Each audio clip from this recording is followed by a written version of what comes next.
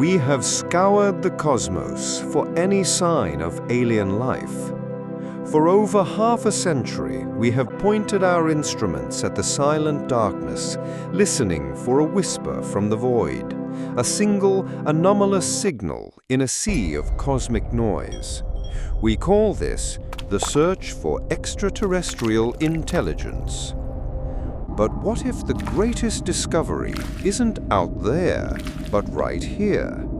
What if we've been looking in the wrong place entirely? What if a second, independent genesis of life occurred on our own planet? An entirely separate tree of life, so biochemically alien that we have simply failed to see it.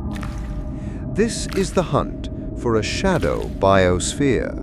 The life we know, every plant, animal, fungus, and bacterium, is fundamentally the same. We are a single, sprawling family tree built from the same molecular Legos.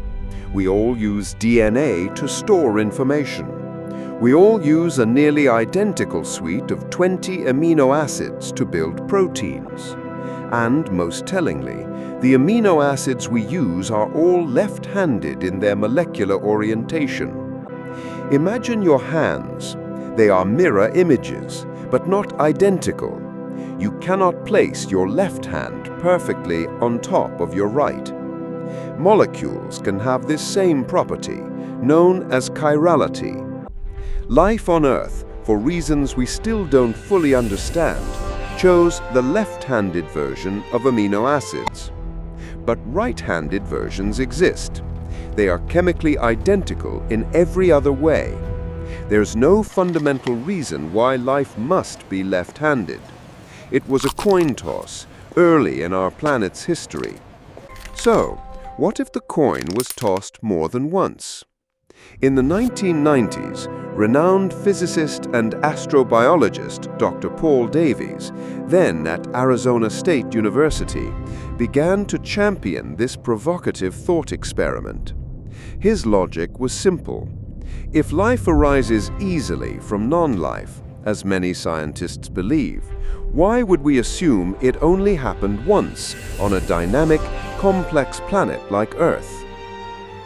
He proposed that a second, weird genesis could have occurred, a form of life based on right-handed amino acids. To our biology, such life would be a ghost. It would be inedible. It would be invisible to our antibodies. It would be completely, utterly alien, yet potentially sharing the very ground we walk on. Or perhaps the differences are even deeper. Life that doesn't use DNA at all. Life that uses a different solvent than water. Life that replaces the key element of carbon with silicon, or the vital element of phosphorus with its toxic cousin, arsenic. The possibilities are vast, and the search has already begun. Scientists now scan our planet's most extreme environments, the places we once considered completely inhospitable. They look to the boiling, acidic waters of geothermal vents, spewing volcanic chemicals from the planet's core. They scan the hypersaline lakes of Antarctica, shielded beneath miles of ice. They analyze the dry, irradiated deserts of the Atacama, where the line between a living microbe and a dead mineral becomes blurred. They are not just looking for life, they are looking for life as we don't know it. So, let us open the Codex and explore the forms this shadow life might take. Imagine a microbe thriving in the arsenic-rich alkaline waters of California's Mono Lake. Our biology is built on a backbone of phosphorus. It is the P in ATP, the energy currency of our cells. It is the scaffold of our DNA. This shadow microbe, however, has woven arsenic into its very essence.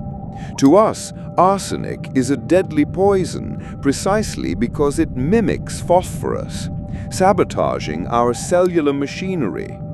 But to this organism, it is the staff of life. It builds its version of DNA with it. It breathes it. It is an arsenic being born from poison. Now, let us go deeper. Visualize a different entity, a silicon-based life form living miles within the Earth's crust.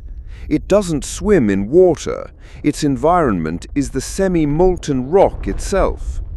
It metabolizes minerals, its life cycle unfolding not over minutes or days, but over geological time. A single generation might span 1,000 years. Its consciousness, if it exists, would be a slow, crystalline thought, a geological awareness utterly incomprehensible to our frantic, fleeting minds. It would perceive the shifting of continents as we perceive the weather. Picture a world hidden within our own, a dark, parallel ecosystem operating on chemical principles we have yet to discover. An entire kingdom of life passing through our world like a ghost through a wall. The search for a shadow biosphere is more than just a scientific curiosity. It is a profound test of our own assumptions, a challenge to the very definition of life itself. If we find it, it would mean that the universe is teeming with life, that the jump from non-life to biology is not a rare fluke, but a common, perhaps even inevitable cosmic event. It would mean that life is written into the laws of physics, waiting for the right conditions to bloom. And if we never find it, perhaps that is even more terrifying. It would suggest that our genesis was a staggering coincidence, a lonely spark in an empty universe. The cosmos is under no obligation to conform to our biology. The greatest discoveries may not be waiting in the stars, but sealed in the rocks and hiding in the poison. The question is not just, are we alone? It's, are we even paying attention?